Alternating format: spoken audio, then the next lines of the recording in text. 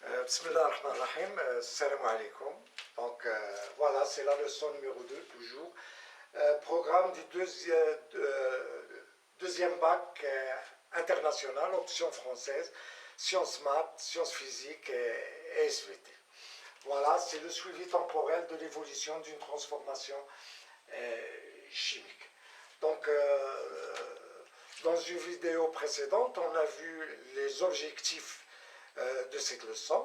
On a vu des rappels, un rappel sur le dosage et un rappel sur la conductance et la conductivité.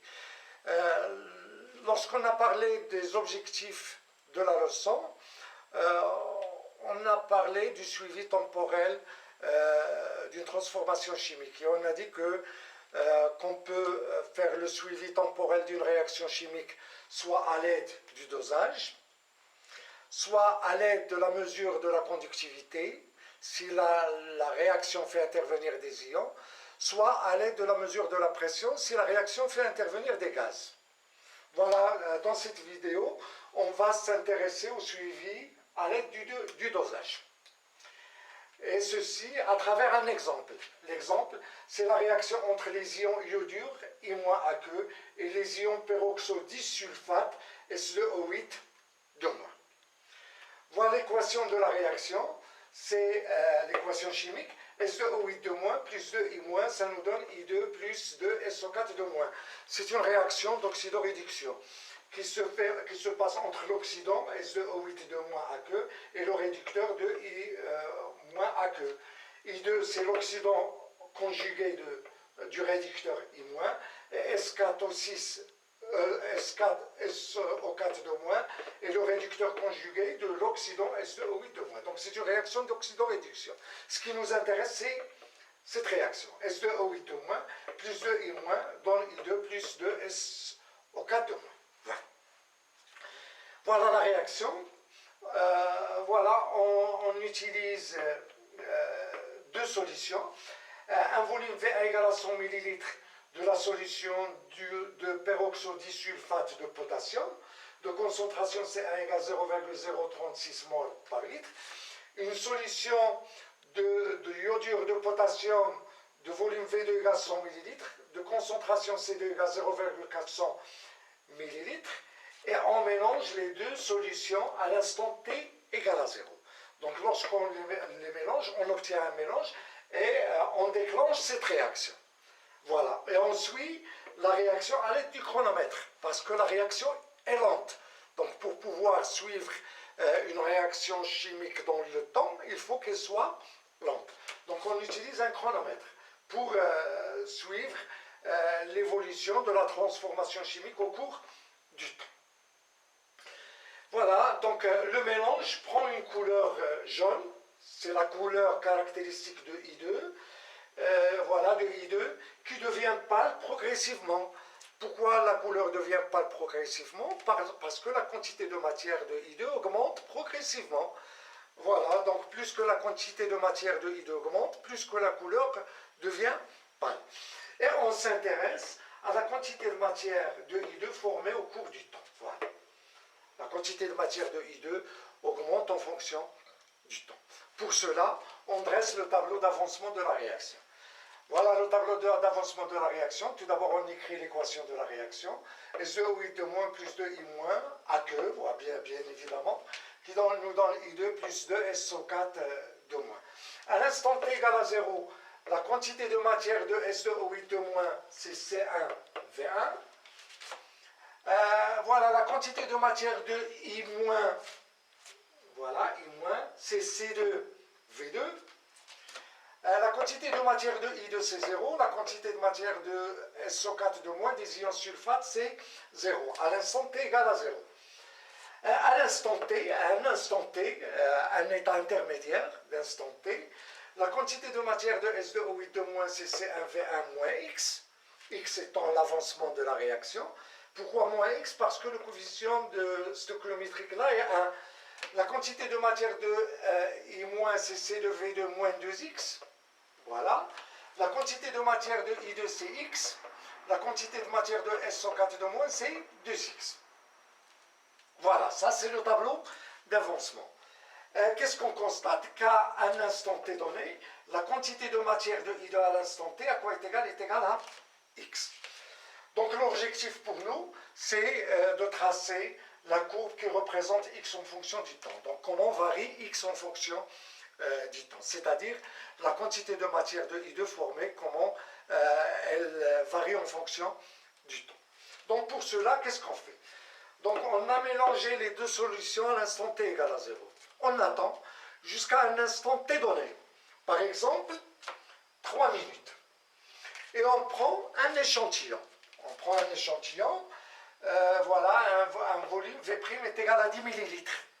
On prend 10 millilitres du mélange, à l'instant t égale à 3 minutes, et on le verse dans un bécher contenant 50 millilitres d'eau glacée, à 0 degré Celsius pour arrêter la réaction. Donc lorsqu'on prend 10 millilitres du mélange, on le met dans l'eau glacée, la réaction s'arrête, parce qu'on sait que la température est un facteur cinétique. Plus que la température augmente, plus que la vitesse de la réaction augmente, et plus que la température diminue, plus que la vitesse de la réaction diminue. Et lorsque la température est très faible, donc la réaction, on dit que la réaction s'arrête. Ça veut dire que la vitesse est quasiment nulle. Voilà, dans ce cas, de cette réaction, lorsque la température est égale à 0, donc la vitesse de la réaction est considérée comme étant égale à 0, et on dit que la réaction est arrêtée. Donc, voilà. Donc, à l'instant t égale 3 minutes, on prend un volume V' égale 10 ml du mélange, on le verse dans un bécher contenant 50 ml d'eau glacée pour arrêter la réaction. Cette opération s'appelle la trempe.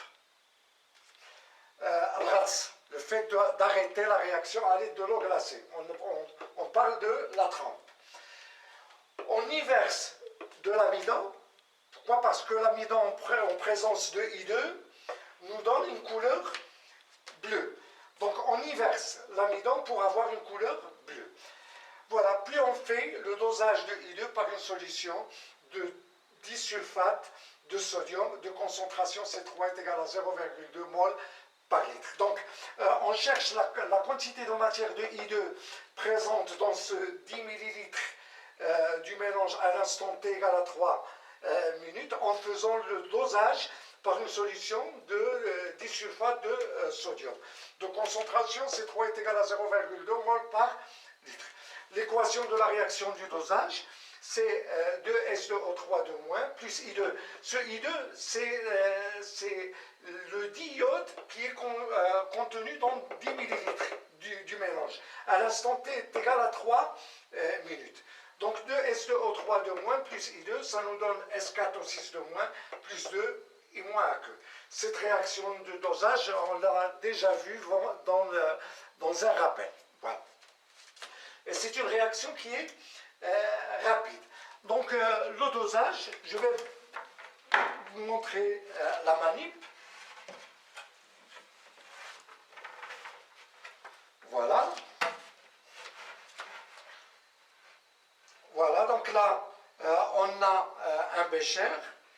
Donc dans ce bécher, on a V' qui est égal à 10 millilitres du mélange. À l'instant t égale à 3 minutes. On a arrêté la réaction à l'aide de 50 millilitres d'eau glacée.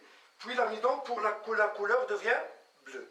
Donc on va chercher la quantité de matière de I2 qui se trouve là-dedans. C'est-à-dire la quantité de matière de I2 qui se trouve dans le volume V' est égal à 10 millilitres du mélange. Là, on a un agitateur magnétique et là, une burette graduée dans laquelle on met la solution du disulfate de sodium. De concentration C3 est égal à 0,2 mol par litre. Donc, qu'est-ce qu'on fait? On verse progressivement cette solution. Par exemple, 1 millilitre après 1 millilitre. Voilà. Et lorsqu'on constate que la couleur bleue commence à disparaître, on verse la solution goutte à goutte, jusqu'à ce que la couleur bleue disparaît totalement, puis on ferme le robinet. Lorsqu'on ferme le robinet, on note le volume VE versé. Et on dit qu'on a atteint le volume, on a atteint l'équivalence. L'équivalence, ça veut dire quoi? Ça veut dire qu'à la fin de la réaction, de cette réaction, la quantité de matière de SiO3 de moins et la quantité de matière de I2 qui se trouve dans le bécher disparaissent totalement. Voilà, ça, I2, c'est l'espèce titrée ou dosée, et SiO3 de moins, c'est l'espèce dosante ou bien titrante. Voilà, à la fin de la réaction, à l'équivalence, SiO3 de moins disparaît totalement et I2 disparaît totalement. Voilà. Donc, puis on fait le dosage de I2 par une solution de Na plus SiO3 de moins de concentration C3 est égal à 0,2 mol par litre. L'équation de la réaction du dosage, c'est 2 SiO3 de moins plus I2, ça donne S4O6 de moins plus 2 À l'équivalence, le mélange est stoichiométrique. Le mélange est stoichiométrique, ça veut dire qu'à la fin de la réaction, il ne reste aucun réactif. Les deux réactifs disparaissent totalement. Ce réactif et ce réactif. Voilà, ça c'est l'espèce dosée et ça c'est l'espèce dosante. Voilà. Lorsque le mélange est stoichiométrique, ça veut dire que la quantité de matière de I2 sur 1, ça c'est la quantité de matière de I2 qui est présente dans 10 ml. À l'instant t égale 3 minutes, est égale à la quantité de matière de SiO3 de moins versée, voilà, ajoutée. Donc, c'est-à-dire que la quantité de matière de I2 à l'instant t est égale à la quantité de matière de C2O3 de moins. À quoi est égal? Est égal à C3 fois VE. Et VE, c'est quoi? C'est le volume de la solution titrante versée à l'équivalence. Voilà, M' de I2 à l'instant t est égal à C3 VE sur 2. C3 VE, c'est la quantité de matière de SiO3 de moins versée à l'équivalence. Donc VE, c'est le volume de la solution titrante versée à l'équivalence. Mais N' de I2 à l'instant t, c'est la quantité de matière de I2, donc V' égale 10 ml du mélange. Mais nous, on a le mélange total, le volume total du mélange, c'est de 100 ml. Donc 200 ml contient 20 fois 10 ml. Donc, c'est-à-dire que la quantité de matière de I2 dans le mélange total, on doit multiplier N' de I2 qui est présente dans 10 ml fois 20. Pourquoi? Parce que dans 200 ml, il y a 20 fois 10 ml. On multiplie par 20. Donc, ça donne, donc lorsqu'on multiplie par 20, on simplifie par 2, ça nous donne 10 fois C3 VE. Puis on fait l'application numérique. C3 il est donné, VE, voilà, on le lit, c'est le volume versé, lorsqu'on fait l'expérience, le volume versé à l'équivalence, et ceci toujours à l'instant t est égal à 3 minutes. On fait l'application numérique. On refait la même chose aux instants de date, 6 minutes, 9 minutes, 12 minutes, donc on attend. Lorsque le chronomètre indique 6 minutes, on prend 10 millilitres et on refait la même chose. À l'instant 9 minutes, on prend 10 millilitres, on la met dans l'eau glacée, on ajoute l'amidon, puis on fait le dosage de I2 qui se trouve dans le mélange. Voilà, à cet instant 9 minutes. On cherche la quantité de matière à l'instant t égale 9 minutes, qui est égal à 10 fois C3 VE. VE, c'est le volume versé. Voilà, à l'instant, lorsqu'on fait le dosage, à l'instant t égale 9 minutes. Voilà, et on obtient plusieurs résultats. On obtient plusieurs résultats. Voilà, on dresse un tableau. Voilà, vous avez 0. À l'instant t égale à 0, la quantité de matière de I2 c'est 0. À 3 minutes, c'est N de I2 à l'instant t c'est 0,5. 6 c'est 1, etc. Voilà, et on prend ces résultats et on trace la courbe qui représente X en fonction du temps en minutes. X en millimoles en fonction du temps. Et on voit que X en fonction du temps est une fonction qui est croissante. Voilà. Puis après, on fait l'exploitation de cette courbe. C'est ce qu'on va voir prochainement. Comment on cherche la vitesse d'une réaction, la vitesse volumique d'une réaction à un instant t donné. La notion du temps de demi-réaction. réaction. Voilà, donc voilà, on peut exploiter la courbe d'une certaine manière. C'est ce qu'on va voir prochainement. Donc ainsi se termine cette vidéo. Et si vous aimez ce que je viens de faire, faites j'aime, partagez la vidéo et s'abonnez à la chaîne. Et à tout à l'heure.